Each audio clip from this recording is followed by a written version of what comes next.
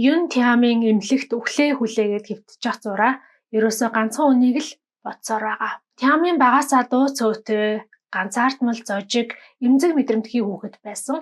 Аав эгчтэйгээ хамт амьдардаг. Их сургуулаа одон орон судлалын чиглэлээр сурч төгсөөд дөнгөж ажилд ороод ажил амьдралын гараагаа эхлэж авах үедээ уушигны хорт авдрын эцсийн шат эмчилгээгүй болсон гэдэг мэдээ сонсоод өнөөдөр эмнэлэгт өглөө хүлээгээд хэвтэж байгаа нэгэн. Нас дээр гарсан аав нь тэтгэвртээ зориулж хадгалсан мөнгөөрөө Тиамины эмчилгээний төлбөрийг дааж байгаа.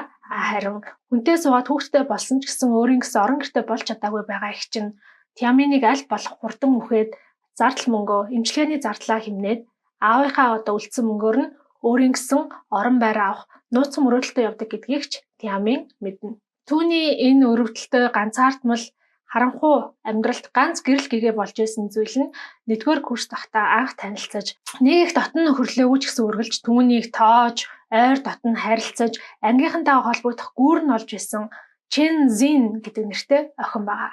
Чен Зин жоохон хэцүү нэртэй учраас бүгдээрээ Netflix-ийн цуврал кинон дээр нь гардаг дүрийнх нь нэр болох Жин гэдэг нэрээр нь өнөөс хойш дуудаад явцгаая.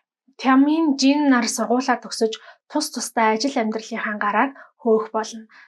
Тиамын ажилд орсноос нэг удаа Жинтэй уулзахаар компанийн гадаа очиж бүтэн өдөр хүлээх боловч Жинтэй таарч чаддаггүй. Түүнээс хойш Тиамын энэ бүсгүйг ерөөсөө сэтгэл зүрхэн дотроо холоос ганцаараа л хайрлаад явъя гэд хувь тавилантайгаа эвлэрсэн байдаг. Энэ мэтийг эргцүүлэн эмнэлэг твтэж байхад нь Тиамын болон Жин нартай хамт их сургууль сурч байсан залуу Тиамын дээр эргэлтээр ирнэ. За тэр залуу болохоор маш их баян тэрбумтан болсон бизнесмен залуу. За тэгээд түүний хийдэг бизнес нь болохоор Тиамын их сургууль байхдаа усанд янз бүрийн эмийн ургамал хийгээд өрмөц гоё амттай уух зүйл болгосон талаараа энэ ангийнхаа хүүхдтэй ярихад энэ ангийнхаа хүүхд нь тэр санаан дээр нь дөрвөлөөд ийм ундааны бизнес босгоод тэр нь маш амжилттай явсан. Тэгээд Тиаминтэй ямар нэгэн гэрээ хэлцээр байгуулаагүй Тиамин одоо энэ ундаанда ямар нэгэн патент оюуны өмч аваагүй ч гэсэндээ энэ найз нь одоо хүний сайхан сэтгэлээр чиний ярьсан санаа чинь намайг өдөө зэрэгтэй бизнесмен болгосон шүүгээд Тиаминд бизнесээсээ олсон орлогоо Тиаминтай хуваалцахаар ирдэг. За ингээд Тиамин бол мэдээж түүнээс ямар нэгэн мөнгө авахгүй гэсэн боловч нөгөө залуу нь тэр надад хамаагүй гээд 3 сая юаныг өгчөөд явж байгаа. 3 сая юан гэхэрч одоо Монгол мөнгөөр хэд гэсэн үг яг вэ? Өнөөдрийн юаны ханш go дээр 470 төгрөг байна. Тэгэхээр 3 саяыг 470-аар өрчүүлээд 1 тэрбум 410 сая төгрөгийг ерөнхийдөө бол найстай бэлгэлээд явсан гэсэн үг юм байна. Тиаминыг эмнэлэгт твтэж явах үед эмнэлгийн тусламжтайгаар амиа эвгүтгэх буюу euthanasia гэж ярьдаг. Энэ хууль ерөнхийдөө дэлхийн маш олон оронд хүлээн зөвшөөрөгдөж батлагдаад хятадч мөн батлагдсан. Тиамины өрөөнд хамт твтчихсэн өвгөн бас хорт тавдар эцсийн шатанд орсон эмчилгээгүй гэсэн учраас гэрийнхандаа нэмж гай болохын тулд энэ euthanasia-г сонгож амиа эвгүтгэхээр болсон гэдэг шийдвэрийг гаргана. За үүнээс улбалаа Тиамин ч гэсэндээ надад ч гэсэн угаасаа эмчилгээ байхгүй юм чинь би ч гэсэн гэрийнхэндээ одоо дараа болохоо байлээ доо гэдэг. Euthanasia хийх энэ хүсэлтэд өгч байгаа. Тиамин эмнэлгийн тусламжтайгаар амиа эвгүтгэхээс өмнө 3 сая юанаа юунд зарцуулах талаараа бодож байгаад эцэст нь аавдаа ч өгөхгүй, эгчтэй ч өгөхгүй, харин өөрт нь амьдралын цорын ганцудаа хайр халамжтэй тэр халуун дулааныг мэдрүүлсэн Жинд бэлэг өгөхөөр шийднэ. За тухайн үед болохоор нэгдсэн үндэсний байгууллагаас одод бол бидний гэр гэдэг нэртэй төсөл хэрэгжүүлж ирсэн. За тэр төсөл нь бол сансар окторгуудаа хэдэн 100 сая оддыг дэлхий дээр байгаа хувь хүн байгууллагч ч юм уу те албан ёсоор зараад энэ одыг энэ хүн эсвэл энэ байгууллага эзэмшиж байгаа шүү гэдэг юм гэрчилгээ олгох ийм төсөл байсан. Тэгээд энэ төслөөс айгуу дураараа гоц одыг зарж идэг бид нар хэмбэ. Энэ төслийнхэн цаад санаа нь болохоор нүүбийн хэрэгжүүлж байгаа том дэлхийг сантиг аюул занал хийллээс хамгаалах төслүүд байгаа. Энэ төслүүдийг ерөнхийдөө бол санаачлах зорилготой. За энэ төсөл нь болохоор нэг амжилттай хэрэгжээгүй. Нийт 15 хүн од авсны нэг нь Тиамин байдаг. Тиамин болохоор мөнгөндөө тааруулаад яг юм од тэгээд дагалдах тийм гаригтай тийм од авч хүрхгүй байсан учраас зөвхөн дан ганц од авдаг. За тэр од нь болохоор давуу тал нь хүн ингээд те гадаа зогсож байгаа зөвхөн нүдэрээ янз бүрийн телескоп энэ төр ашиглахгүйгээр харахад харагдах боломжтой гэдгээр давуу талтай ийм од байсан. DX39T6 гэдэг кодтой ийм нэртэй гэсэн үг. Одыг аваад Жинд өөрийнхөө нэрийг нууцлаад бэлгэлдэг. Ингээд Тиамин өөрийнхөө бодож сансан зүйлийг биелүүлснийхаа эцэст одоо нөгөө эмнэлгийн тусламжтайгаар амиа өгөгдөх тэр өдрөө товлоод тэр өдрөө ингээд бүх зүйл ном журмын дагуу ороод яг тэр ажилбар явагдах өрөөнд орчихсон түүний амийг одоо өгөгдөх тэр тусал судсаар нэгээд яг орхын даваан дээр гинт гадаа нь бөөн дуу шуган бөө юм болоод эмнэлгийн дарга гүүгээд орж ирснээ бүр эмнэлгийн дарга нь өөрөө Тямины энэ гарт суулгасан байсан зүг сууг татаад авчихна. Хойноос нь жин орж ирээд Тямины дэргэд суугаад цээжийг нь түшээд уйлж байснаа гинэт эмнэлгийн тусламжтайгаар амиа өгөгдөх хуулийг чамд зориулж баталсан гэдгийг чи мэдэх үү гэж асуух нь тэр. Юун Тяминаас ялгаатай нь жин хайр халамж халуун дулаа илчээр дүүрэн гэр бүл төссөн. Хэдий ээжтэйгээ хоёулахна байдаг байсан ч гэсэндээ ээж нь охинд аавынхаа хоосон орон зайг үүлэхэргүй хэмжээний хайраар хайрладаг байсан. Жин жоохон ухаан орсныхан дараа ээжээсээ миний аав ямар хүн байдаг юм бэ гэж асуухад ээж нь ч гэсэн мэддэг ч байсан болоосой гэж хариулдаг.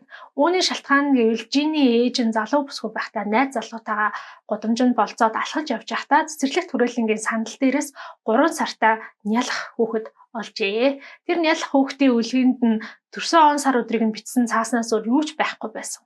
Ингээд залуу осууд ярилцаад нялх хүүхдийг цагдаагийн газар аваачиж өгөө гэж шийдсэн боловч залуу бүсгүй энэ хөөрхийн өрөвдөлтөө нялх хүүхдийг ганцхан өдөр ч гэсэндээ гэртээ халуун дулаанаар халамжлаад сайхан хонхынсан гэд гэртээ аваад очиж нэг хонуулахаар шийддэг. Гэвч маргааш өглөө нь угаасаа тэр бүсгүй нялх хүүхдийг цагдаагийн газарт өгөх зүрх зориггүй болцсон байдаг. Ганцхан шүнд хамтдаа хонсон ч гэсэндээ тэр хүүхдэд асар ихээр дасаж асар ихээр хайрлсан байдаг.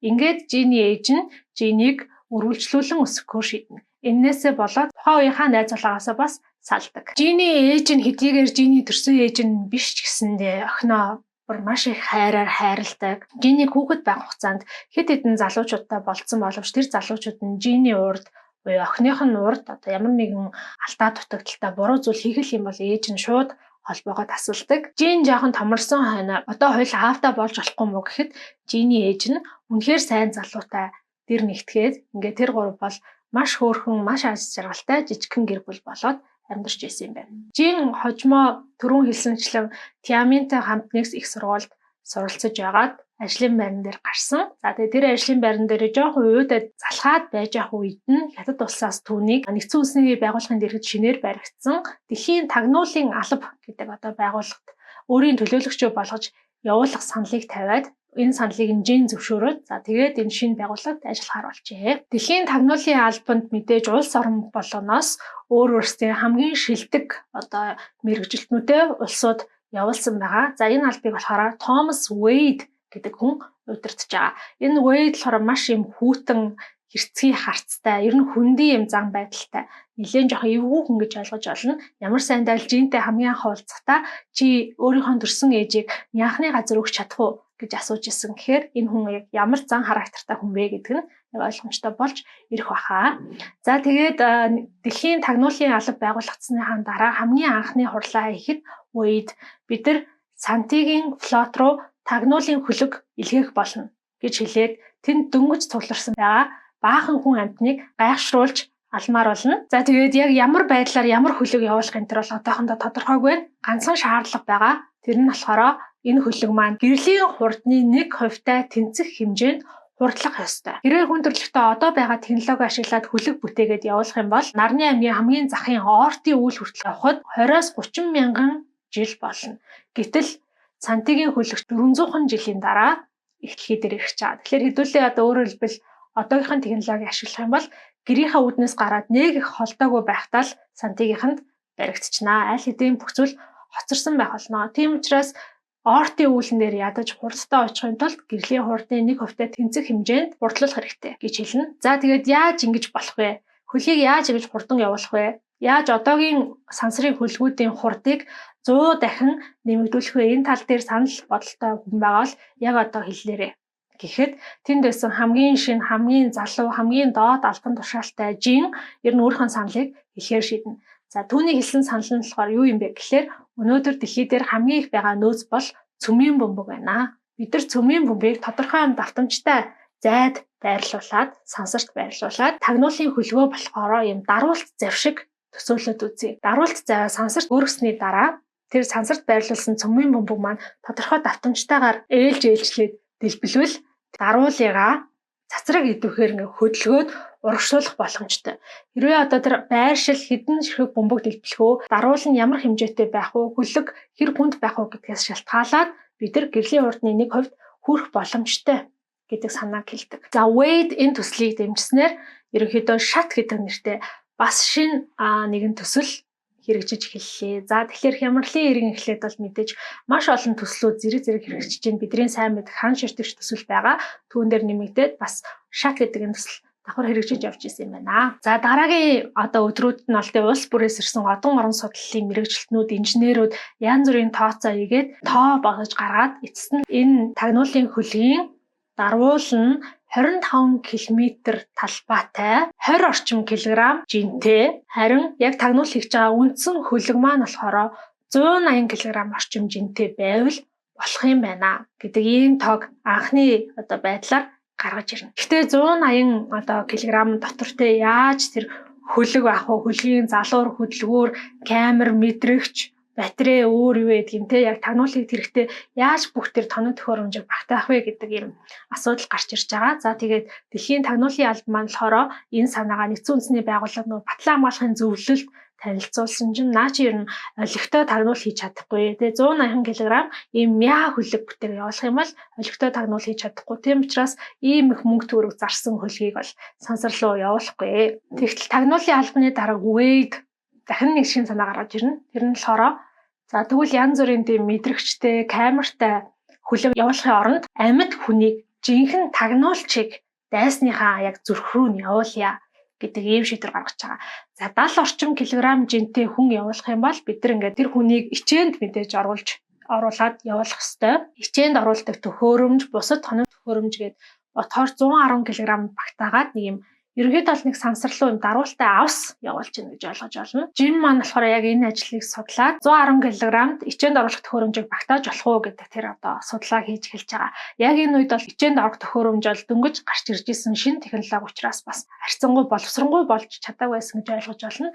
За ингээд ичээнд орох төхөөрөмжийг үйлдвэрлэдэг хүмүүстэй очиж уулзсан чинь 110 кг байтугай 100 тонн болвол их юм гэдэг ийм хариултыг өгдгөө. Дэлхийн тагнуулын албаныхан маань янз бүрийн саад бэрхшээлтэй тулгараад байсан чинь хамгийн том саад бэрхшээл нь гарч ирнэ. Тэр нь юу юм бэ гэхээр тэр тагнуулын албанд дэс NASA-гийнхан сансар дээр яг жинхэнэ туршилт хийгээд үзчихээ. Туршилтын үр дүнд юу гэж гарсан бэ гэхээр даруул бол 10 кг л байх ёстой юм байна. 10 кг-аас хэтэрч болохгүй. 10 кг-аас хэтэрчих юм бол гэрлийн хурдны 1% хүрж болохгүй. Гэхдээ тэгээд ямар хоосон даруул зүгээр явуулалтай биш, хамгийн ингээд их тоогоор нь бодож за ерөөсөө 500 г ачаал явуулах боломжтой юм байна гэдэг энэ дүгнэлтийг гаргасан байдаг. За тэгээд энэ дүгнэлтийг дэлхийн тагнуулын албаныхан мэдчихэд бүгдээрээ мэдээж зарим нэг хүн бол айгүй огцом реакц гаргаад уурлал хамаг юм авч хідээлтэй энэ бол хизээж бүтэхгүй санаа юм байна. 500 г муурч байхгүй штэ гэж ярьдаг. Гэтэл тагнуулын албаны дарга Wade тэгвэл хэдүүлээ 500 г багтаагаад хүний тархийг хөлдөгөөд явуулъя гэдэг санааг гаргана. За ингээд Wade энэ санаагаа нэгдсэн үндэсний байгууллага дэлхийн батлан хамгаалах зөвлөлд танилцуулаад тэд нар бас зөвшөөрснөөр ерөнхийдөө бол сансарт яг юм одоо байгаа пуужингуудаа ашиглаад цөмийн бөмбөгөө сансарт авчиж байршуулах тэр ажил албан ёсоор эхэлж байгаа. Та бүхний бодож байгаачлан магадгүй та бүх айлтын бодсон байх дараагийн асуудал юу вэ гэхээр хэний тархийг авч явуулах вэ? Хүнээс ингээд тархийг нь аваад явуулнаа гэдэг чинь тэр хүний ер нь бол алж гинэ гэсэн. Алхаас нааш угаасаа тархийг нь авах ямарч боломжгүй шүү дээ, тий. Тэгэхээр Wade бас нэг санаа бодож олсон. Аль болох олон улс орнд энэ нөгөө эмнэлгийн тусламжтайгаар амиа өгөх буюу euthanasia хийх боломжтой болгосон хуулийг гаргая. За тэгээд бүгдээрээ яг энэ euthanasia буюу сайн дураараа үхлийг сонгож байгаа хүмүүс дундаас хамгийн тохирох нэг хүнийг нь сонгож олоод тэр хүнийхээ тархийг явуулна гэсэн ийм санаа гаргаад за яг энтэй зэрэгцээд дэлхийн маш олон орнд euthanasia хуулийг баталж байгаа. За яг энэ үйл явдал болж байгаа үед чинь ингээд нэрээ нууцлсан нэг залуугаас өөрт нь DX39-6 гэлэг нэртэй од бэлгэлсэн тухай мэдээлэл ирнэ. За энэ мэдээллийг ажлынхан интернет мэдчихэд хөөх ямар гоё романтик юм бэ? Чи ямар азтай юм бэ? Энэ дэлхийн бүх охид бүсгүүчүүд чамд атаархаж байгаа штэ гэх мэтчлэн зүйлс ярихыг сонсож байгаа. Хэд хоногийн дараа Tianmin 3 сая юан бэлгэлсэн найз нь ажиллаар Нью-Йорк хотод очсон байхдаа Жинтэй уулздаг. Жинд Tianmin хөрхийн амтын уушигны хорт тавдар тусаад эцсийн шатандаа орцсон өнөө маргаашгүй болсон гэд хэлэхэд жинд тэр үед яг ингээд бодол ороод ирчихэж байгаа байхгүй юу. Тиамин бол энэ шат төсөлд хамгийн тохиромжтой хүн юм байна. Яагаад гэвэл тэр одон орон судлалаар мэрэгчсэн, дээрэс нь идэгшгүй хүн өвчтөө гээд одоо байгаа бүх шалгууруудыг хангачиж байна. Ингээд дарга дээрээ бүүжчихэд тиаминыг санал болгоод дарга нь жинг яаралтай гэх хятад руу явуулаад тиаминтай уулзаад тархийг нь ашиглаж болох зөвшөөрлийг нь аваад иргээ явуулдаг. За яг энэ яриаг сонсож суусан тиамин өөрийгөө би ямар тэнэг юм бэ гэж бодно. Яа тэгэхээр жинийг уйлж хайлаад гүүгээд ороод ирэхэд нь миний од бэлгэлснийг мэдсэн байна. Тийм учраас надаас хайртай учраас одоо ингээд гүүгээд ороод ирж байгаа юм байна. Ингээд уйлж байгаа юм байна гэж бодсон байдаг. Гэвч жин бол яг үнэндээ тиамины одоо амин сүнс болсон тий. Тархийг нь гуйж л орж ирсэн юм байна. Мэдээж яг ийм төсөлд зориулаад, ийм мишэнд зориулаад тархиа өгнө гэдэг бол маш хэцүү шийдвэр. Тэр тархийг сансар руу илгээлээ, дайсан руугаа илгээлээ. Хэдэн 100 жил мэдэхгүй өнгөрсдгийг мэдэхгүй нэг өдөрс ирэхэд чи ингээд дайснуудаараа хүрээлүүлсэн байх болно. Тэр дайснууд чамаас хүн төрлөختний хамаг нууцыг чиний мэддэг бүх зүйлийг чинь хэлүүлэх гээд чамд яаж ч хандж магадгүй, чамааг ямар ч эрүүл шүүлтээр оруулж магадгүй.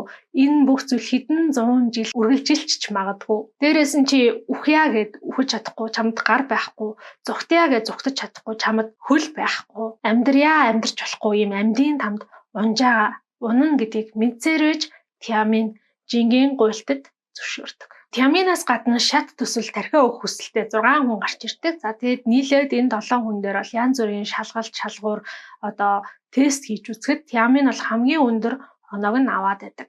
Харин жин болохоор өөрийгөө ямар аимшигтай зүйл хийсэн гэдгээ энэ үед ухаарна. Яг түрүүний хэлсэнчлэн тэр хүнийг үхээ өгөж болохгүй, амьдрын амьдарч болохгүй, амьдын тамд унгааж байгаа гэдгээ энэ үед ойлгоод дарга дээрээ очиод тиамин бол энэ мишэндтэй энэ тагнуулын ажилд огт тохирохгүй хүн, тэр угаасаа айгүй юм эмзэг мэдрэмтгий ганцаардмал хүн, тэрийг одоо явуулсан дээрээ тэр угаасаа тохирохгүй гэж зөндөө гойхот нөгөө хүн харин ч эсэргээрээ юм ганцаардмал хүн бол дайснуудын дунд ганцаараа бүрч байж чадна, бүрл тохирохгүй юм байна гэж хэлээд за тэгээ энэ 7 хүнд олуулаа нэгдсэн үндэсний байгууллагын туган доор тангараг өргөх ёслолд оролцдог. За энэ тангараг нь болохоор би хүн төрлөختөнд өргөлж үнэнч байна гэсэн утгатай юм тангараг байдаг. За эхний 3-4 хүн одоо тангараа яг энэ байдлаар өргөсний дараа тиамин гарч ирээд би бол тангарыг өргөхгүй. Би хүн төрлөختөнд үнэнч байна гэж амлаж чадахгүй. Би энэ дэлхий дээр амьдрахтаа хүн төрлөختнөөс огт тийм хайр, халуун дулаан илч халамжийг мэдрээгүй. Би ихтэй сантигийнхэнд ч бас өмнөж байна гэж хэлж чадахгүй. Намайг ямар соёл иргэншил, ямар уур амьсгал хүлээж авахаас шалтгаалаад би тухайн үед шийдвэрээ гаргана гэдэг ийм тангарыг өргөдөг. Гэтэл энэ нь болохоор яг үнэндээ хамгийн эцсийн шалгуур байдаг. Та бүхэн санаж байгаа бол Софон гэдэг суперкомпьютерүүд чинь дэлхийн өнцөг булан бүрийг хянаад шууд мэдээллүүд ингээ санти руугаа явуулж байгаа. Гэтэл одоо Софоны хажууд би хүн төрлөختөнд үнэнч байна гэж хэлж байгаа хүнд сантичууд итгээд тэр хүнийг дундаа оруулах уу гэдэг асуудал уран гарч байгаа гэсэн. За ингээд тиамин албан ёсоор шат төсөлд сонгогдсоноос хэд хоногийн дараа бие нь огцон муудаад түүний биенээс тархийг нь салгаж авах мис ажилбарыг хийж эхэлнэ. За мис ажилбар хийж байгаа эмнэлгийн гадаа жин ингээд дотгошоо орч чадахгүй те сэтгэлийн хямраа зогсож исэн чинь Wade ирснэ. Би чамд дахиад нэг сюрприз задлах уу? Чамд од бэлгэлсэн хүн чинь юун тиамин штэ гэдгийг хэлдэг. Жин энийг сонсоод толгоо нэргээ дотор нь муухаараа зүрхэн савлаад тэгээ гуйвч даваад арай гэж эмнэлгийн нөгөө мис ажилбарын өрөө рүү яваад орсон чинь угаасаа хэтрийг хожимдсан тэнд юун тиамин байхгүй харин 1 м орчим өндөртөө зэвэрдгүү ган төмрөөр хийсэн хөлдөөгч түүний дотор тиамины тархи үлдсэн байдаг. Жин тиамины тархийг хөлдөөгчний урд суугаад тэр эмнэлэг үерэлтэл их уйлж эхэлнэ. Мис ажилбарыг хийсэн эмч жиний дэргээ дээрээ гэхдээ бидэнд итгэл найдвар байгаа. Чи өөр өнцгөөс нь хараад үз. Сантичууд энэ хүний тархийг олж аваад дундаа оруулах юм бол энэ тархинд ямар нэгэн юм бие олж өгөх ёстой бол ямар бие олж өгөх вэ? Энэ хүний энэ олон жил энэ тархины амьдарсан яг өөрийнх нь биеийг л бүтээж өгөх нь хамгийн зөв шийдвэр болно. Хамгийн тохиромжтой шийдвэр болно. Тархинаас нэг ганцхан эс гаргаж аваад тэр эснээс нь ДНК-г нь гаргаж аваад энэ хүний биеийг сантичууд дахиад бүтээх тийм технологитой гэж би бодож байна. Тийм болохоор чи тайвшир гэд жинийг жоохон тайвшруулсан чинь жин болохоор тэгвэл тиамин юу идэх юм бэ гэд буцаад гүгээ хараа авчдаг. Маргааш нь тагнуулын албаны дараа Wade маань ажлын өрөөндөө сууж исэн чинь жин орж ирээд нэг жижигхэн духтуудаа зүйл ширээн дээр нь тавина. Энийг заавал тиамины одоо явах гэж байгаа капсулд хийгээд багтаагаад өг. Энэ дотор юу байгаа вэ гэсэн чинь Улаанбуудан үр, Эрдэнэ шишийн үр, Төмсний үр, Нарийн ногоо, Халуун чинжүү гэдэг нэг хідэн юм ногооны үрүүд байдаг. Тэгээ жим болохоор эдгээр бүгдээрээ нийлээд 18 грамм 18 грамыг оруулаад гэж гуйснаар weighed тэр үрийг нь тиамины тархийг хийж явуулах байгаа капсултаа хийгээд явуулахаар шийднэ. Хөлдөөс нь тархийг хийж явуулж байгаа капсул болон дарвуул бүгдээрээ нийлээд эцсийн байдлаар 9.3 кг болсноор шат төсөл эцсийн хэрэгжүүлэх шатанда орж байгаа капсулыгаа задгаа сансарт гаргаад цөмийн бөмбөгүүдэд нэг нэгээр нь ээлж дараалан яг тооцоолсон хугацааныхаа дагуу дэлбэлж эхэлнэ. Капсул ч гэсэндээ дарвууландаа хөтлөгдөөд яг гэрлийн хурдны 1% тэнцэх хурданд дөхөөд ирэх тэр мөчөд 998 дахь бөмбөг дэлбэрч дарвуул баг зэрэг хумигдсанаар дарвуулын капсулын явж байгаа чиглэл нь өөрчлөгдөөд гэрлийн хурдны 1% тэнцэх хурдаар явж байгаа учраас асар хурднаар шал өөр тийшээ нисээд хүндрэлтний тэр хянаа сууж исэн радарт нь харагдах байл. Яг явж байгаа чиглэлээр нь таамаглаад үзэх юм бол Юнтиамины тархийг агуулсан капсул 6000 жилийн дараа өөр нэг одны хажуугаар зүрнэ. Харин 5 сая жилийн дараа сүүн замаас гарах юм байна гэсэн тооцоолол гардаг. Дайсны зүрх рүү тагнуулыг явуулах зорилготой шат төсөл хагас амжилттай хэрэгжсэн гэж үзэж байгаа. Мэдээж өөрсдийн тагнуулаа дайсан руу хүргэж чадаагүй ч гэсэндээ хүндрэлтэн хамгийн анх удаага гэрлийн хурдны 1% тэнцэх хурдаар явж үзсэн нь энэ үжээ. Жин харин ирээдүйд шат төсөл дээр үргэлжлүүлээд ажиллана. Шат төслийг ирээдүйн хүмүүс тайлбарлана гэсэн зорилгоор ичээнд орохоор шийднэ. За жин ичээнд ороод нүдээ анихтаа би ч гэсэндээ Юнтиаминтай яг адилхан хэдэн 100 жил оргуу хоосноор хөөх болно гэж өөрийгөө тайвшруулад нүдээ аниад ичээнд орж байгаа. Сантигийн халдлага, Сантигийн аюул занал хийллээс Луожи хүн төрөлхтнийг аварсны дараа хүн төрөлхтөн бол маш юм айцтай аимхай болцсон байдаг. Гар утсаа, интернетээ, компьютероо хүртэл ингээд өөрсдийнхөө дураараа тухтаа хэрэглэж чадхаа байлна. Энэ гар утснаас гарч байгаа долгион ингээд сансарт ямар нэгэн байдлаар цацагдаад харь харгийнх нь бидний байршлыг мэдгэцчгүй дээ гэдэг юм айц бол хүн төрөлхтнийг нөмрөн авсан байгаа. Хизээ нэгэн цагт ингээд балар ойд те түүдэг гал түлчгээд би энд байна гэж хашгирж исэн тэнэг хүүхэд болох хүн төрөлхтөн одоо нөгөө түүдэг галаа усаар дарж унтраагаад үнс нурмынх нь хажууд ингээд айгаад өвдгөө тэрээд чичрээд сууж байгаа жоохон хүчиг болсон байна. Харанхуйн тулаан боёо дэлхийн сансрын бүх флотоо 20-30 минутын дотор алдсан тэр тулаанаас зугтаж гарсан хүрэл зэвсгийн үе хөлгийг та бүхэн сайн санаж байгаах. Хүрэл зэвсгийн үе хөлөгд дэлхийгээс зурус ирдэг.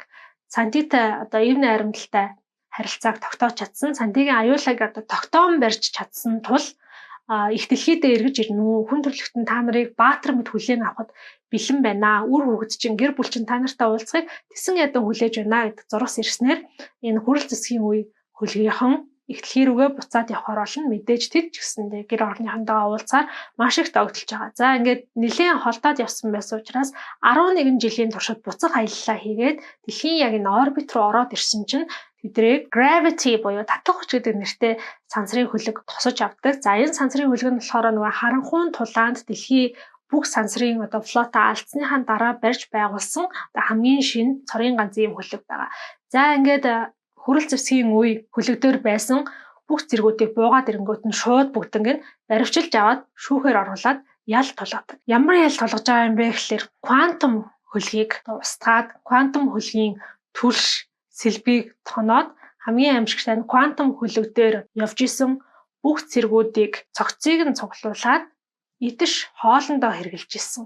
Ийм хэрэг үйлдсэн учраас шүүхээр оруулж байгаа болж таардаг. Хүрэл зэвсгийн үе хөлгийн зарим нэг удирдах албан тушаалтнууд нь өөрсдөө хийсэн үйлдэлийг хүлээн зөвшөөрсөн учраас тэдэнд заримыг нь хойрох ял, заримд нь бол цаазаар авах ял оноож байгаа. Хамгийн сүүлд нь хүрэл зэвсгийн үеийн ахмадыг цагдаа нарт дагуулад хүрэл зэвсгийн үе хөлөг рүү нь очиод хурууны хээгээрээ ч юм уу нүднийх нь торлог бүрхүүлээрээ ингээд таниулдаг тэр хөлгийн удирдлагыг тэр системийг шилжүүлж авах гээд очдог.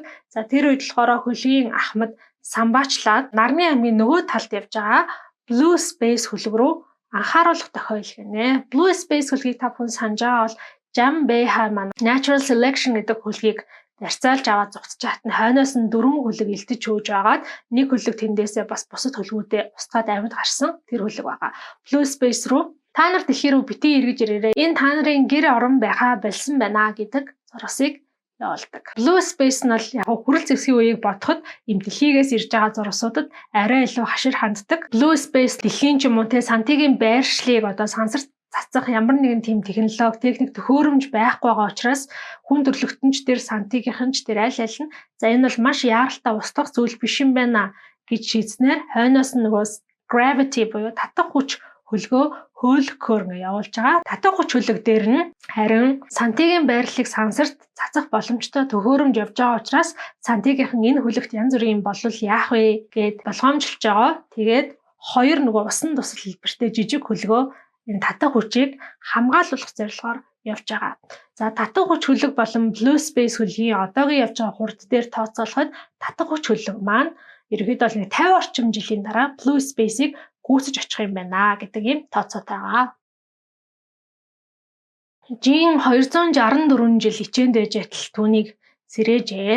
Юу болсон бэ гэхээр Тиамины жинд бэлгэлсэн од нь яг үнэндээ хоёр гаригтай. Тэр хоёр гаригийн нэг нь бүр дэлхийдээ маш төстэй уур амьсгалтай гариг байгаа учраас нэгдсэн үндэсний байгууллага жинээс нөгөө одыг нь албан ёсоор эргүүлээд худалдаж авах юм саналыг тавихын тулд тэр үнийг хичээнээс нь сэрээсэн юм байна. Хоёр гаригтай, хоёр гаригийн нэг нь дэлхийдээ маш төстэй гэдгийг болохоор AA гэдэг нэртэй докторийн зэрэг хамгаалж исэн оюутан бүсгүй илрүүлсэн. За тэгээд нэгдсэн үндэсний байгууллагын талаас энэ бүсгүй төлөөлөөд жинтэй ер нь яриа хилцээр хийгээд эцэст нь болохоор ямар шийдвэр гаргасан бэ гэхээр жин одоо өөр дээр аваад үлдэнэ. Тэр хоёр гаригийг болон тэр хоёр гариг руу одноос ирж байгаа илч энергийг хамтан зарна гэсэн ийм шийдэлд хүрээд хоёр тал тохиролцоод жин бол ерөөсөө асар их мөнгийг хүлээж авч байгаа. За тэр мөчөд болохоор AA энэ их мөнгийг зөв зохистой зарцуулахын тулд чамд компани хэрэгтэй боллоо. Би чиний компанид ажилд ормоор байна гэж хэлэхэд жин зөвшөөрөөд AA шууд тэр даруй нүүбийнхээ ажлаас гараад жинтэй хамтарч ажиллахаар болж байгаа. Хямралын эртний үед дэлхийн том хотууд газар дор бүгдээр орцсон гэж ярьжсэнийг санаж байгаа. Тэгвэл одоо энэ орчин цаг үед хямралын эртний үед газар дор орсон бүх хотууд буцаад газрын гадрах дээр гараад ирчихсэн. Яг тэр газар дор байсан шиг ижилхэн тийм зохион байгуулалттай хэвээрээ байгаа. Өөрөөр хэлбэл хотууд бүгдээр авраг том модод янз бүрийн урттай мөчөртэй. Мөчөр болгоноос нь унжиж байгаа навч нь барилга гэсэн үг шүү дээ. За тэгээ мэдээж техник технологи бол тэр хэмжээгээр л илүү хөгжчихсөн. Одоо жишээ нь зар сурчлагаа гэхэд холограм нь дэлгэцүүд хаа сайгүй яг чамааг дагаа явж идэг. За тэгээ тэр холограмаар гарч байгаа тэр зар сурчлага нь чиний анхаарлыг жоохон татаа чи жоохон л харчих юм бол тэр дэлгэцэн шууд чиний урд амар томоор дэлгэгдээд одоо илүү их мэдээлэл өгдөг ч юм уу. Тэгээ иймэрхүү байдлаар явцсан байдаг. Бас нэг хачирхалтай зүйл нь тэр эртний хүмүүс нь бүгдээрээ эр юм ерөөсөө ялагдхаа болцсон байдаг. Буюу ирчүүд нь ч тэр эмэгтэйчүүд нь ч тэр амар гоё өндөр уян налархай биетэй, урт үстэй, нүрээ боддог, хумсаа боддог бүгдээрээ амар гоё намирсан урт хувцас өмсдөг болчихсон байдаг. Шиг одоо яг энэ нэрэндээ төрсэн хүмүүст бол тэр хүмүүс нь хамгийн гоё, хамгийн үзэсгэлэнтэй. Яг одоо бидний амьдарч байгаа энгийн эртний хүмүүсийг бол тэд нар бүр зэрлэг, араатанлаг гэж үздэг. Ийм цаг үе болсон байдаг. Сантигийн аюул занал хийллийг тогтоон барьсны дараа дэлхий дээр байсан хүнд үйлдвэрүүд ихэнх нь сансар руу гараад дэлхийн экологи эргээд сэргэж эхэлсэн. За ингээд сэргсээр байгаа сүултээ бүр яг аж үйлдвэрийн хувьсгалын бүр өмнөх үе рүү очиод дэлхий бол юм маш том үзэсгэлэнтэй, цэнгэг агаартай, уултаа устай, модтой цэцэрлэг түрээлхэн шиг болсон байдаг. Хэд хоногийн дараа жин гэртээ байжсэн чинь уцтаа би чамны сонин зүйл харуулъя. Танаа гадаа чинь нисдэг машин явуулсан байгаа чи суугаад хүрээдэр гэж уцаар ярина. За жин тэгээд тэр нисдэг машинд нь суугаад 30 минут явсны дараа зогсоод буусан чинь нэг мэзүү балгасан тийм байшингууд донд жинийг авчирсан байд. Жин гайхаа байжсэн чинь сайн уу их дуу артлаас нь гарна. Эргээд харсан чинь хуучин дэлхийн тагнуулын албаны дарга Томас Вейд зогсож идэг. Вейд болохоор жинийг ичээнд орсноос хэдэн жилийн дараа өөрөө ч бас ичээнд орсон. Одоо энэ цаг үед сэрсэн байгаа юм байна. Вейд тэгэнгүүтээ энгийн үеийн эртний буюу 264 жилийн өмнөх ашиглаж исэн гар буу гаргаж ирээд шууд жин рүү буудана. Эхний сум нь мөрийг нь, дараагийн сум нь болохоор гидсийг нь онжоогоо. Жин ингээ буудуулаад шархтаад унахтаа та яагаад ингэж байгаа юм бэ гэж асуухад Томас Вейд би сэлэм атгагч болмоор байна. Тийм болохоор ингэж байгаа юм аа гэж хариулаад 3 удаа жин рүү буудах жахад буун хитрхи хуучирсан учраас сум нь буун дотроо дэлбрээд тэрнтэй хамт ингээд Wade-ийн баруун гар нь тохооноос урагшаага бас дэлбэрээд тасраад унчиж байгаа. Энэ мөчид бөөн дуутай дохиогоо хангинуулаад цагдаа нар ирээд Wade-ийг баривчлаа аваа явна. Цагдаагийн машин дотроос уйлж хайлал гараад ирнэ. Миний хоолойг хуурамчаар үлдээд чамааг энд авчирсан байна. Жин бол мэдээж маш их цус алдаад ухаан алдахын даваан дээр хаа. Жинийг болохоор түргэний машин. Тэгээд бүгд машинууд нь бүгдээрээ нисдэг машинууд шүү. Түргэний машин ингээд хийгээд аваа авчиж байгаа. Жин түргэний машинд ингээд ухаан алдаад унахаасаа өмнө сэлэн матгагч гэж юу юм бэ гэж асуучаад ухаан алдаад унтаг. Ложи Сантита харилцан нэгнээ устгалцах тэр занал хийллийг тавиад хүн төрлөختнийг аварснаас хойш мэдээж маш их тийм яриа, диалог гэдэгтэй мэдээлэл, нийтлэл, хүн амьд тийм санаа бодлууд маш ихээр гарч ирж байгаа.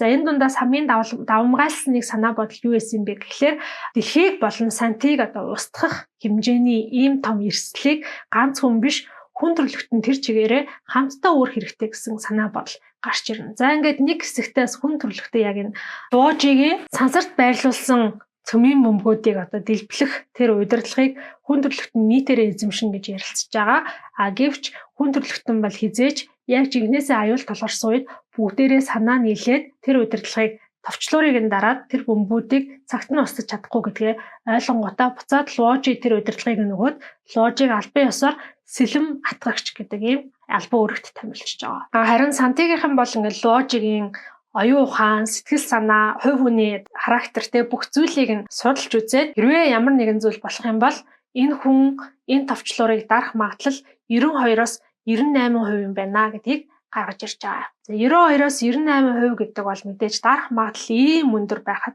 Сантигийнхан бол ямар нэг эрсдэл хийж чадахгүй. Ложигийн тавьсан шаардлага бүрийг ер нь бол аль болох биелүүлсээр энэ цаг үеийг хүрсэн гэсэн үг. Ложи эхлээд төмийн бөмбөгүүдийг дэлбэлэх тэр удирдлагыг гартаа тасан байжгаад яваанда Сантигийнхны тусламжтайгаар цөмийн бөмбөгийн оронд таталцлын долгионыг ашиглаад сансарт яг тэр Сантигийн байрлалыг илрүүлэх тийм антеннууд, тийм технологиг аваад антеннууд байгуулдаг. Дэлхийд даяараа нийт 23 тийм gravitational antenna гэдэг аахгүй таталцлын антенн байгуулсан боловч Ложигийн одоо бас эсрэг үзэлтэй хэсэг бүлэг хүмүүс гарч ирээд нэг антенныг нь барьцаалж авсан учраас хүн төрлөختөнч тэр Сантигийнханч тэр ер нь бол айгаад за ийм олон антенн байх хэрэггүй юм байна гэд дэлхийд дээр ерөөсөө нийт 4 антенн л үлдээдэг.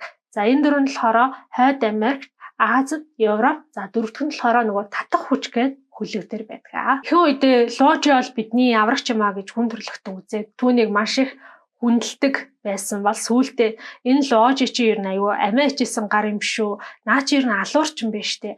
Дэлхийгээс 50 гэрлийн жилийн зайд байдаг нөгөө шившлэг гэлхийгээд устгуулсан од байгаа штэ. Тэр од нь хэрэг гаригтай байсан бол тэр гариг дээр ингээд соёл иргэншил байдаг байсан бол яах вэ? Наа чин бүр ингээд бүхэл бүтэн соёл иргэншлийг алсан алуурчин гэж ингэж үзэж сөрөг хандлагатай болсон байдаг. Жиний бие орчин үеийн эмнэлэгт бол маш хурдан эдгэрж байгаа. Энэ 90 үеийн эмнэлгүүд ангаах ухаан бол хүний тархил ямар нэгэн байдлаар гэмтэг бол өөр одоо зүрх юу ч гэнцэн байсан хамаагүй эмчилж чаддаг ийм мундаг болцсон байдаг. Жиний эмнэлэгт хэвтэж байхдаа нэг ингээд аюу гой утгатай, философитой, аюу гой кино үзэн. За тэгээд гэрэхэд нь тэр киноныхаа тухай ярьсан чинь тэр киног чинь яг үндэ Сантичууд зохиолыг бичээд Сантичууд бүтээгээд явуулсан штеп гэж хэлдэг.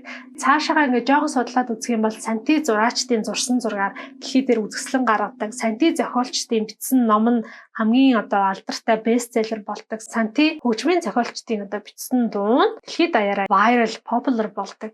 Бүр тийм болтлоо өөрчлөгдсөн байдаг. Сантичууд хүн төрлөختөн зөвхөн ингээд шинжлэх ухааны ололтуудыг өгөө зогсохгүй сүүлдээ бүр урлаг уран сайхныг хүртэл дамжуулж өгдөг ийм цоо шин ертөнц болсон байдаг. Жини би маш хурдан сайжирч эмнэлгээс гарах болоход тэр өдөр нь ирж Жинийг тосож аваад Софон уулзах хүсэлтэй байгааг дамжуулж хэлдэг.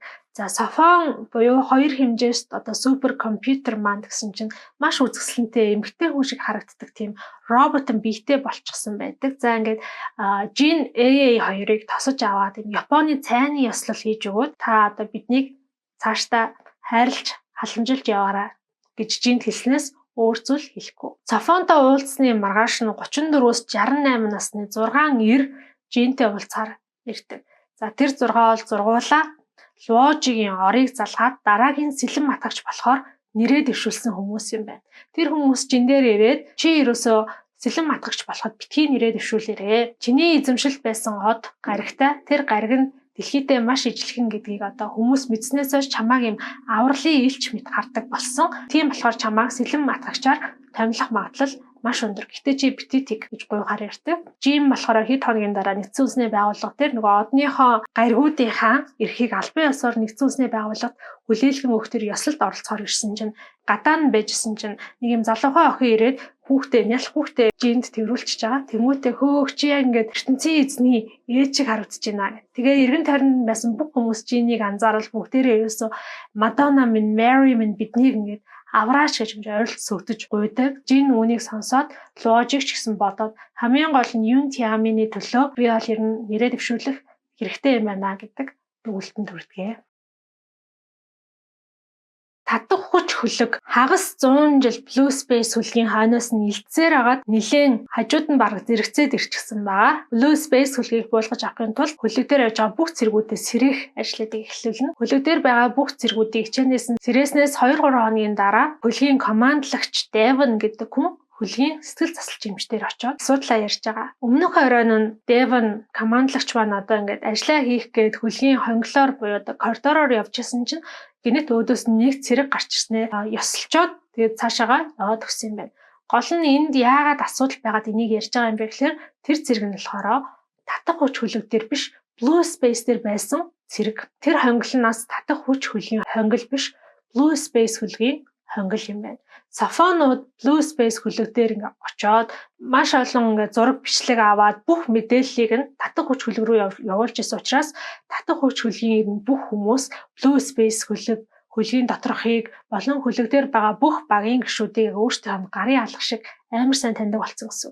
Командлагч Дэвэн бол маш их гайхаад Гялс ингээд эргээ харсан чинь нөгөө хүн байхгүй болсон байсан. Өөрийгөө ингээд галзуурч гин үү, хийм харж гин үү гэдгээ мэдгүй айгаад сэтгэл засалч эмчдэр ирж тусламж авч байгаа юм. Сэтгэл засалч эмч болохоор энэ бол байдгал зүйлээ. Чи бол маш их ядарсан байна. Тийм учраас жоохон хий зүйл хараад жоохон ингээд толгойч ухаан санаа чинь жоохон самуурсан байж магадгүй 50 байр гэж хэлнэ.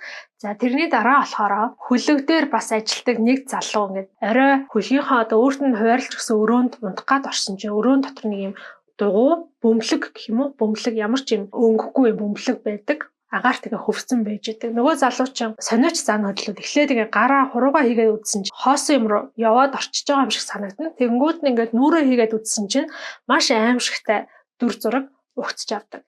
Ямар дүр зураг байдаг вэ гэхээр хажуу өрөөнд нь унтчихсэн ингээ бүсгүй хоёр хөл нь ингээ тасарсан. Тэгээд мань залууд болохоор тэр арьсан, махан, булчнан, өөхөн, ясан дотор байгаа чөмөн хүртэл ингээд бүх зүйл яг ингээд зүсээд ингээд авцсан юм шиг тод харагдаж байгаа гэсэн.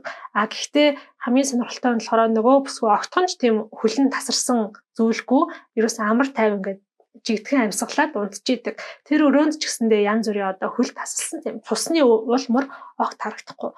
Тэгээд нөгөө залуу айгүйх айгаад гайхаад бушуухан өөрийнхөө өрөөнөөсөө гүйж гараад хажуу өрөөнийхөө хаалгыг тогтсон чинь нөгөө хүүхэн ингээд хоёр хөл дээрээ ямар ч одоо асуудал гарсан шинжгүй нойрмолцоо чи чинь тэнэг юм уу хүн тулж амраахгүй гэд аашлаа зогсож идэг. Тэгээ энэ хоёртой харьцуулахад 3 дахь одоо хүн тохиолдсон явдал бол бүр аимшигтай явдал байдаг. Тэр хүн нь болохоор ингээд нөө хөлгийн гаднах хэсгийн аюулгүй байдлыг хариуцдаг ажилтан юм байна. Тэгмэл ингээд хөлгийн гадна ингээд гараад хөлгийн гаднах одоо аюулгүй байдал нь байна уу гэдгийг хардаг. За ингээд хөлгийн гаднах хэсгийг ингээд шалгаад явж байгаад нэг ингээд харсан чинь хөлгийн ингээд бүр сүүл хэсэг нь тэр чигээр алга болцсон байдаг. Мань хүн бүр ингээд нүдэндээ итгэж чадахгүй маш их гайхна. Гэхдээ яг жинхнээсээ хөлгийн ингээд сүүл хэсэг нь үнэхээр тасраад ингээд алга болцсон байх юм бол тэр хөлөгч аль хэдийн сүрцэн гэсэн үг шүү дээ. Тэнд байгаа бүх хүн өвцөн байх ёстой. Гэтэл тийм ямар нэгэн аюулын дохио бүр юу ч болоогүй байдаг. Тэгээ тэр хүн болохоор өөрийгөө бас ингээд хий юм харж байгаа юм болов уу гэж бодоод нүдээ аниад 10 тоолоод нээсэн чинь нөгөө хөлгийн сүүл хэсэг нь гараад ирсэн байгаа. Гэх мэтчлэн хөлөг дээр бол юм сонирхолтой сонин үйл явдлууд тохиолдоод байна. Зарим хүн сэтгэл засалч эмчдэрээ ирээд энэ тухайгаа ярьж байгаа. Зарим нь болохоор өөрсдөө тэгээ за би намаагүй амтан галзуурсан гэж бодох үедээ чимээгүй нугаад үлчиж байгаа. Хөлгийн сэтгэл засалч эмч бол бас нэг хөлөг дээр явж байгаа нэг хүнд маш их санаа зовоод уулцаар очдог. За тэр нь болохоор Гуан Ифан гэдэг нэртэй цэрэг биш зүгээр энгийн иргэн байгаа. Одон орон судлаач хүн байгаа.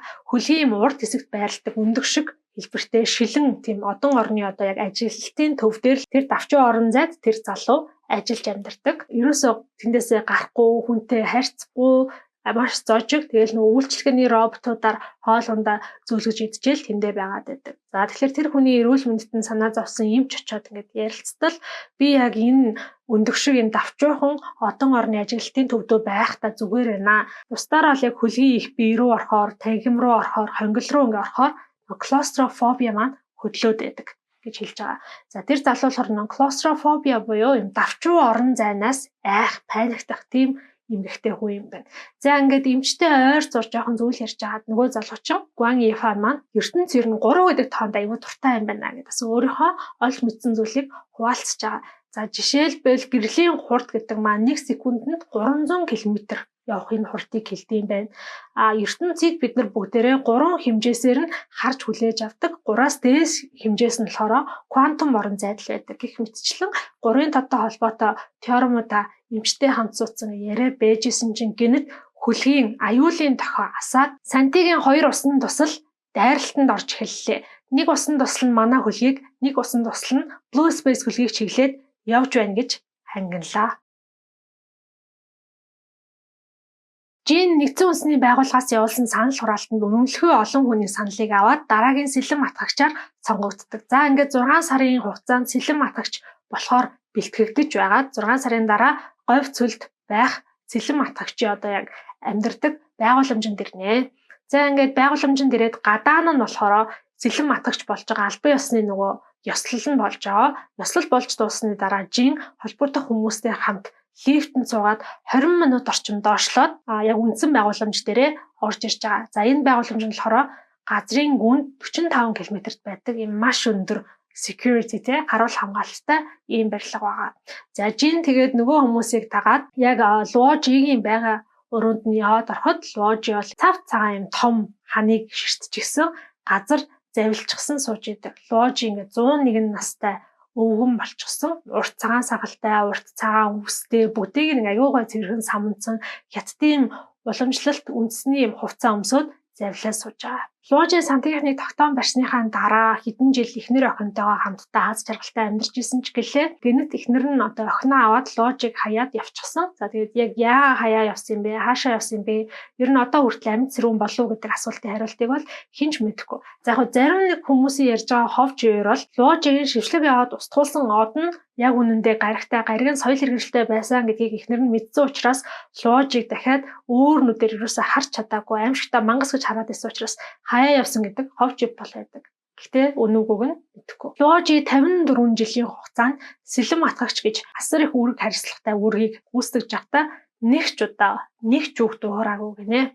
Ер нь хүн ингээд 10-аас 15 жил юм ярихгүй болохоор ярих чадвараа алдчихдаг юм байна. Жинтэй хамт ирсэн хүмүүс удирдлагыг амжуулж өгөх цаг боллоо гэж хэлэхэд Луожи маш хөнгөн шиг гараагаач газар тулахгүй босоод хан руугаа хараад үнэ гэж мэхийн ёсолж байгаа. Энэ бол дайсандаа өөрийнхөө хүндэтгэлийг илэрхийлж байгаа хэлбэр нэжээ. Жин рүү эргэж хараад нөгөө нэг удирдлагаа маш хүндэтгэлтэйгээр хоёр гараараа гардуулаад өгч байгаа. Ингээд сэлэм атгагчийн хүндтэй үүрэг 101 настай өвгнөөс 29 настай бүсгүйн гарч илжиж байгаа. Луожи холбогдох хүмүүсийн хамтаар өрөөнөөс дөнгөж гартал цаанаас нь дахиад хүмүүс нэмж ирээд Луожи таныг бид нар баривчлалаа, таныг шүүх хурлаар оруулна. Та бол хайр гаргийнхны соёл хэрэгжлийг устгасан хэрэгт буруутгаж байгаа гэж хэлээд Луожиг барьцаалаад аваа явчихдаг. Жин өрөөнд ганцаараа үлдээд хаалга хаагдмагц Луожигийн ширтээд сууж исэн цав цагаан том хан нь цусан улаан өнгөтэй болоод дээр нь аюулын төвшин өндөр төвшин төрлөө дэлхий рүү 6 гадны биет ирж явна гэсэн бичиг гарлаа. 2 дугаар номын төгсгөл Луожи Сантигийнхны дэлхий рүү явуулж исэн маш хурдан 6 усан тусал шиг хөлгийг зүгээ өөрчилж өөр чигт явуулах шаардлага тавьдаг. Сантигийнхан бол тухайн үед зүгийг өөрчилдөг ч гэсэндээ нарны аймгаас бүрэн гаргалгүй. Хүн төрлөختний нөгөө радарт юм харагдахааргүй хол зайд. Гэхдээ нарны аймаг дотроо байлгаж ирсэн байдаг. Ингээд сэлэм матгагчийн албан тушаал солигдох тэр мөчөд Сантигийнхан шууд тэр 6 усан туслаа ашиглаад дэлхий рүү дайралтаа эхлүүллээ. Жин тэр үед өөрийгөө яг ямар том алдаа гаргасан гэдгээ ойлгодог. Түүний алдаа нь тэр удирдлага дээрх товчлуурыг дарахтаа биш харин анханасаа сэлэм матгагч болохтой байж л дээ. Жиний хувьд угаасаа тэр эвдэн сүтгэгч биш, илүү их хамгаалагч бүтээгч, дээрэс нь дайчин цэрэг биш, уян зөвлөг эмэгтэй хүн байж анханасаа тэр сэлэн матгагч болох ёсгүй байж гэдгээ тэр үед ухаарна.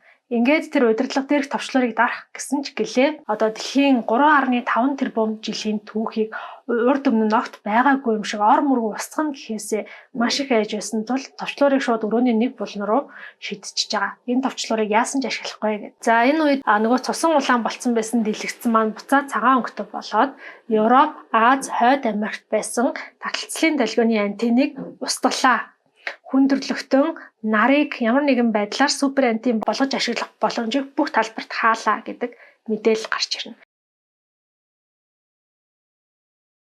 Жин хэсэг алмаарч зогсож ирснөө нөгөө лифтэндээ суугаад газрын гадар руу гарахаар шийднэ. Газрын гадар дээр гараад ирэхэд гадаа байсан хүмүүс бол яг юу болсныг хараахан ойлгоогүй байгаа. Бүгдээрээ Жинийг яагаад буцаад гараад ирвэгээд гайхаад зогсож идэг. Жин болохоор хамгийн түрүүнд хамгийн ойрхон байсан жолооч дээр очиод эндээс ойрхон байсан таталцлын долгионы антен руу намайг аваачаад өгөөч гэж гуйдаг. За жолоочлохороо түүнийг нөгөө нисдэг машинаар 20 км орчим газарт бүргээд өгдөг. Таталцлын долгионы антеныг гадны одоо хүчнүүдээс хамгаалахын тулд газар дор 45 км-т байрлуулсан байдаг. Жин очиод үзтэл 45 км-т антен биш харин зүгээр л юм хов олсон хар нүх түүнийг харж идэг. Жин ингээд юу хийснээ бодоод гайхаад зогсчихсон чи хойно нь нэг эмэгтэй хүний нэг зэвүүнээр тас хөхөрч инехэн сонсогдно. Эргээд харсан чинь нөгөө роботын эмэгтэй хүн биетэй болсон Софон энэ тактикийн цэргийн хувцас өмсөд арталтай 2 сэлэм зүчгсэн зогсож идэг. Чи яг л бидний ингээд таамаглаж исэн шиг үйлдэл хийлээ шүү. Гэхдээ чи ингээд өөрийгөө битгий буруутгах энд чиний буруу байхгүй. Хүн төрөлхтөө өөртөө мэдсээр ичиж чамайг сонгосон. Тэгэхээр энэ бол хүн төрөлхтний буруу. Бидний хийсэн судалгаагаар бол чиний товчлуурыг дарах магадлал 10% орчим байсан. Логикийн үргэлж 90-с дээш хувь гардаг. Харин Wade их маш сонирхолтой. Ямар ч тохиолдолд тэр 100% дарах сэтгэл зүйтэй гэж гарсан. Хэрвээ чиний оронд Wade зэлэн матагч болцсон байсан бол бид нэр дахиад Wade-ийг үхэхийг 50-60 жил хүлээх байсан. Тэр хооронд хүн төрөлхтний технологи асар үсрэнгөө хөгжилт хийгээд бид нэр бол яг өөрсдөө энэ тэнцүү тайсандаа тулах байлаа. Харин чиний ачаар бид нэр яг энэ мөчөд дайралтаа хийх боломжтой боллоо. Одоо харин өрөвдөлтөө үе торхоонууд минь Австрал тэв рүү нүүх бэлтгэлээ ханга гэж хэлдэг. За ингээд сантичууд дэлхий рүү дайрснаас 38 хоногийн дараа дэлхийн эрдэмтэд өөрсдийн телескопыг ашиглаад сантиг аргийнхан 415 хөлөг бүхий 2 дахь флотоо дэлхийн зүг гаргасныг олж мэднэ. Энэ 2 дахь флот нь эхний флотыгоо бодоход гэрлийн хурданд хүрсэн байдаг. Өөрөөр хэлбэл эхний флот нь гэрлийн хурданд хүрээгүй байсан учраас дэлхий рүү 400 жилийн дараа ирэх байсан бол энэ флот ердөө 4 жилийн дараа ирэх боломжтой гэсэн үг.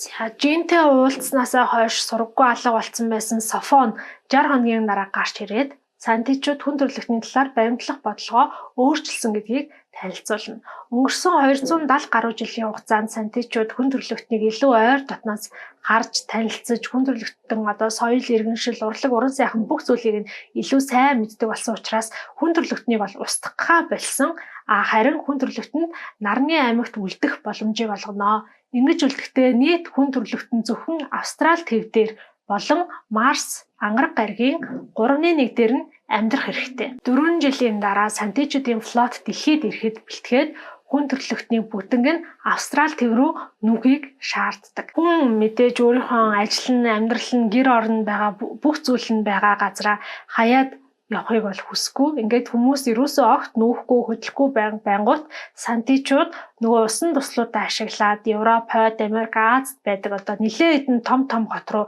халдаад олон зуун мянган хүн амь насаа алдчихж байгаа.